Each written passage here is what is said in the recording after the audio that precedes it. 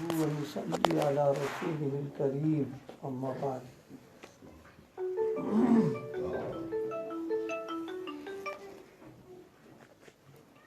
اللہ تعالیٰ نے روزی کا وعدہ فرمایا ہے کہ روزی ہم دیں گے۔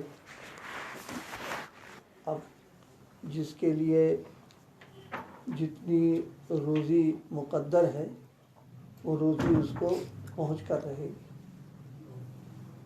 اب یہ کہ اللہ تعالیٰ کے پہنچانے کے سلسلے میں کیسے دیں گے، کہاں سے دیں گے، یہ کچھ نہیں، بس فرمایا ہم دیں گے تم کو۔ اس کے دینے کے راستے جو ہیں مختلف ہیں۔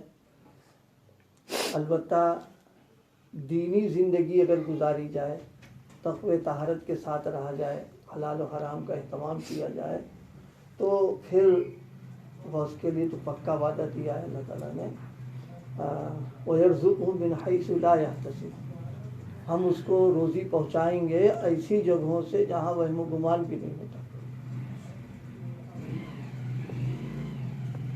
عام طور پر ہم لوگوں کی سوچ یہ ہوتی ہے کہ بھائی روزی کے تعلق سے اسباب پر نظر ہو جاتی ہے، اسباب، اور اسی سلسلے میں ہم لوگ اپنی جد و جہد و کوشش کرتے بھی ہیں، کرنا بھی چاہیے۔ لیکن اللہ تعالیٰ کا جو وعدہ ہے، معلوم ہوا ہم نے ایک راستہ روزی کا اختیار کیا، انہیں سے روزی نہیں مل رہی، اور دوسرے راستے ساری روزی ہو، اللہ کے یہاں اللہ کی قدرت میں ہے، ایسا ہوتا بھی رہتا ہے۔ بس تو روزی دینے کا وعدہ انہوں نے فرمایا، اور وعدہ اللہ کا جو ہے وہ اپنے وعدے میں پکا ہے، وعدہ خلافی نہیں فرمائیں گے، وعدہ پورا کریں گے اللہ تعالیٰ۔ لیکن اب یہ کہ دینے کی شکلیں کیا ہوں گی اس کو نہیں متعین فرمایا، نہ بتایا کہ ہم تم کو فلاں راستے سے دے دیں گے، فلاں راستے سے دیں گے، ان کی مشیت و مرضی ہے۔ جیسے آدمی بیمار ہو جاتا ہے تو بیمار ہونے کے بعد میں اب اس کو شفا فلاحی ڈاکٹر سے کوئی ضروری تھوڑی نہ ہے، کسی سے بھی ہو سکتی شفا، اپنا علاج کرائے، اللہ تعالیٰ اس کو شفا عطا فرما دیں گے اس کو۔ تو روزی کے سلسلے میں ایک واقعہ اللہ تعالیٰ کس طریقے سے راستے کھولتے ہیں اور کیسے دیتے ہیں، فرماتے ہیں کہ ابن عقیل رحمۃ اللہ علیہ اپنا واقعہ لکھتے ہیں کہ میں بہت ہی زیادہ غریب آدمی تھا۔ ایک مرتبہ میں نے طواف کرتے ہوئے ایک ہار دیکھا جو بڑا قیمتی تھا، میں نے وہ ہار اٹھا لیا۔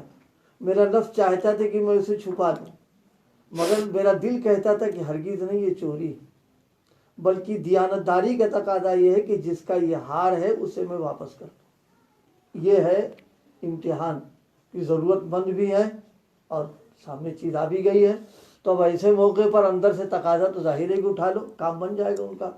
لیکن وہی تقویٰ و طہارت جو ہے وہ روک رہی تھی کہ نہیں، یہ تو اس کی بات ہوگی، واپس کر دینا چاہیے اس کو۔ چنانچہ میں نے مطاف میں کھڑے ہو کر اعلان کر دیا کہ اگر کسی کا ہار گم ہوا ہو تو آ کر مجھ سے لے لے۔ کہتے ہیں کہ ایک نابینا آدمی آیا اور کہنے لگا کہ یہ ہار میرا ہے اور میرے تھیلے میں سے گرا ہے۔ میرے نفس نے مجھے اور بھی ملامت کی کہ ہار تو تھا بھی نابینا کا، اس کا کسی کو کیا پتہ چلتا، چھپانے کا اچھا موقع تھا، مگر میں نے وہ ہار اسے دے دیا۔ نابینا نے دعا دی اور چلا گیا۔ مطلب بظاہر روزی آ کے بس اللہ تعالیٰ کا معاملہ ہے، اسی لیے بھائی مسئلے کی بات بھی ہے اور دیانتداری کی بات بھی ہے کہ ضرورت تو اپنی جگہ پر ہے، لیکن حرام سے بچنے کی کوشش پوری کرے آدمی۔ بعض اوقات اپنی ضرورت پوری ہوتی ہوئی نظر آتی ہے حرام کے راستے سے، لیکن بس وہی وقت ہوتا ہے ایک مومن اور غیر مومن کے انداز فکر میں۔ غیر مومن کا تو یہ کہ بھائی مل گیا، چلو اٹھاؤ، چلو قدر قضا کرو، لیکن ایمان والے کا ایمان آڑے آ جاتا ہے کہ ارے بھائی یہ تو حرام راستے سے ہے، یہ تو میرے لیے صحیح نہیں، بالکل انہوں نے اس کو واپس کر دیا۔ کہ ابن عقیل کہتے ہیں کہ میں دعائیں بھی مانگتا تھا کہ اللہ میرے لیے کوئی رزق کا بندوبست کر دیجئے۔ اللہ کی شان دیکھیں کہ میں وہاں سے ایک بستی قریب آ گیا، وہاں کی ایک مسجد میں گیا تو پتہ چلا کہ چند دن پہلے امام صاحب کا انتقال ہو گیا۔ لوگوں نے مجھے کہا کہ نماز پڑھا دو۔ جب میں نے نماز پڑھائی تو انہیں میرا نماز پڑھانا اچھا لگا، وہ کہنے لگے تم یہاں امام کیوں نہیں بن جاتے؟ میں نے کہا بہت اچھا. میں نے وہاں امامت کے فرائض سر انجام دینے شروع کر دیے. ایک تو روزی کا انتظام ہو ہی چکا تھا. تھوڑے دنوں کے بعد پتہ چلا کہ جو امام صاحب پہلے فوت ہوئے تھے ان کی ایک جوان سال بیٹی ہے، وہ وصیت کر کے گئے تھے کسی نیک بندے سے اس کا نکاح کر دینا. مقتدی لوگوں نے مجھ سے کہا کہ اگر آپ چاہیں تو ہم اس یتیم بچی کا آپ سے نکاح کر دیتے ہیں. میں نے کہا بہت اچھا ہے. چنانچہ انہوں نے اس کے ساتھ میرا نکاح بھی کر دیا. یہ 2 کام اللہ پاک نے انعام فرما دیے. شادی کے کچھ عرصے کے بعد میں نے اپنی بیوی کو دیکھا کہ اس کے گلے میں وہی ہار تھا جو میں نے طواف کے درمیان ایک نابینا آدمی کو لوٹایا تھا. اسے دیکھ کر میں حیران رہ گیا. میں نے پوچھا یہ ہار کس کا ہے؟ اس نے کہا یہ میرے والد نے مجھے دیا تھا. میں نے کہا آپ کے والد کون تھے؟ اس نے کہا وہ عالم تھے، اس مسجد میں امام تھے اور نابینا تھے. تب مجھے پتہ چلا کہ اس کے والد وہی تھے جن کو میں نے وہ ہار واپس کیا تھا.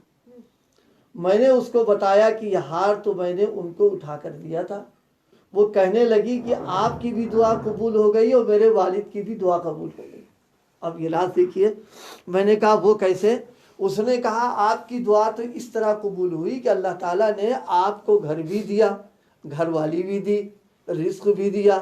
اور میرے والد کی دعا اس طرح قبول ہوئی کہ جب وہ ہار لے کر واپس آئے تو وہ دعا مانگتے تھے کہ اللہ ایک امین شخص نے میرا ہار مجھے لوٹالا، اے اللہ ایسا ہی امین شخص میری بیٹی کے لیے خاوند کے طور پر عطا فرما دے.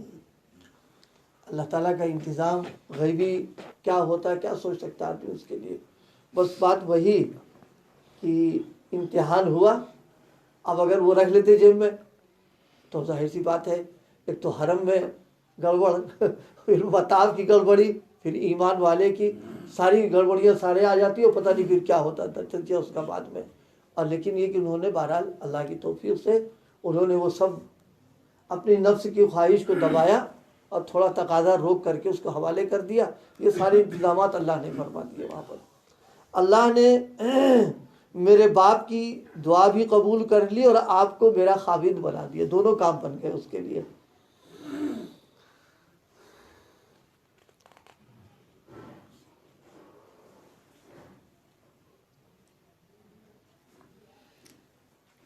عجیب عجیب اللہ تعالیٰ کے معاملات ہوتے ہیں. بڑوں کی خدمت کرنے سے اللہ پاک کیا کیا چیزیں عنایت فرماتا ہے. فرمایا کہ سہارنپور سے 16 میل پچھم امبہٹا پیر زادگان ایک آبادی ہے. امبہٹا ایک جگہ ہے، چونکہ وہاں سب شیخ کی ان کی اولادیں تھیں اس لیے پیر زادگان اس کو کہتے ہیں. خاندان چشتیہ کے مشہور بزرگ حضرت شاہ ابو المعالی یہیں آ کر بس گئے تھے، بڑے بزرگوں میں تھے. حضرت کے مریدین با اخلاص اور عاشقین جانثار میں ایک بزرگ شاہ بھیگ گزرے. اس زمانے میں نام وام ایسے ہی رہتے تھے لیکن بہرحال بڑے تھے لوگوں میں تھے. متبحر عالم دین اور حضرت مولانا خلیل احمد سہارنپوری کے جلیل القدر خلیفہ مولانا عاشق الہی میرٹھی تذکرۃ الخلیل کے تمہیدی سماعت پہ لکھتے ہیں شاہ بھیگ رحمۃ اللہ علیہ جن کا وطن ٹھسکا کیا ہے میرانجی ضلع امبالہ تھا، حضرت شاہ ابو المعالی کے خادم خاص اور عاشق جانثار تھے. ایک مرتبہ بارش زیادہ ہوئی اور شاہ بھیگ اپنے وطن میں تھے کہ بارش کی زیادتی دیکھ کر پھر فکر ہوئی کہ میرے پیر کا کچا کوٹھا چھت جو ہے بارش سے گر گیا ہوگا، اس لیے بے چین ہو کر گھر سے نکل کھڑے ہوئے. اور راستے میں دریا پڑتا تھا جس میں کشتی بھی نہ تھی، مگر اپنی جان کو خطرے میں ڈال کر اسے عبور کر کے راتوں رات چل کر صبح کے وقت امبیڈا پہنچ گئے. دیکھا کہ در حقیقت کوٹھا گر گیا اور شیخ باہر بیٹھے ہیں. سلام کیا. شیخ سے دریافت کرنے پر اپنے اضطرابی کیفیت جو سفر کی تھی بیان کر کے مٹی لا کر کوٹھے دوبارہ انہوں نے پھر تعمیر کر دیا. شیخ ایک مرتبہ کسی مخلص کی استدعا پر سہارنپور آئے تو شاہ بھیگ ساتھ تھے. ان کو معلوم ہوا کہ پیرانی صاحبہ اور صاحبزادگان کو فاقے پر فاقے ہو رہے ہیں. اس لیے جب حضرت شیخ کی دعوت ہوتی تو شاہ بھیک علیحدہ جا کر یہ طے کر لیتے کہ 2 آدمیوں کا کھانا زائد دینا پڑے گا، یعنی پیر صاحب ہے ہم تو ہی ہے، ساتھ 2 آدمیوں کو کھانا دینا پڑے گا۔ چنانچہ عشاء کی نماز شیخ کے ساتھ پڑھتے، اس کے بعد 2 نفر کا کھانا لے کر امبیٹا روانہ ہو جاتے، یعنی سہارنپور سے 16 میل آنا یہ آسان نہیں ہے، چلے آتے تھے۔ ایک خدمت دستک دے کر دروازہ کھلواتے، کھانا حوالہ کر کے الٹے پاؤں روانہ ہو جاتے، یعنی 16 میل آنا 16 میل جانا، یہ مستقل ان کا معمول تھا۔ حتیٰ کہ شیخ جب تہجد کے لیے حسب معمول اٹھتے تو شاہ بھیگ لوٹا بھر کر پیش کرتے۔ اب ظاہر ہے کتنی جلدی جاتے ہوں گے، کیسے آتے ہوں گے وہ۔ جب چند روز بعد حضرت ممدوح امبیٹا آئے اور بی بی سے پوچھا کیسی گزر ہو رہی تھی تو ان کو تعجب ہوا اور کہا اس دفعہ تو تم روزانہ کھانا بیچتے رہے۔ حضرت کو خبر تک نہیں کہ انہوں نے کی ایسی خدمت۔ اللہ پاک ہم سب کو اپنے بڑوں کی کرنے کی عطا فرمائے، نہ کبھی تذکرہ نہ کچھ، یہ کم مجاہدہ نہیں ہے۔ 32 میل کا سفر روزانہ کرتے تھے بیچارے۔ فرمایا پھر گزر کا سوال کیا اور بیان کیا کہ 2 گھڑی رات گزرنے پر ہر رات شاہ بھی کھانا لاتے اور واپس ہو جایا کرتے تھے۔ شیخ یہ سن کر خاموش ہو گئے اور باہر آ کر شاہ بھی سے پوچھا تو انہوں نے صورتحال عرض کر دی اور کہا کہ اماں جی اور صاحبزادے صاحب تو فاقہ کرتے اور بھیک اپنا پیٹ بھرتا، اس کی غیرت نے گوارا نہیں کیا اس کو۔ اللہ پاک عمل کی توفیق۔ سبحان اللہ۔ ایک واقعہ آگے کا اور ان کا اس سے عجیب ہے، بس سبحان اللہ۔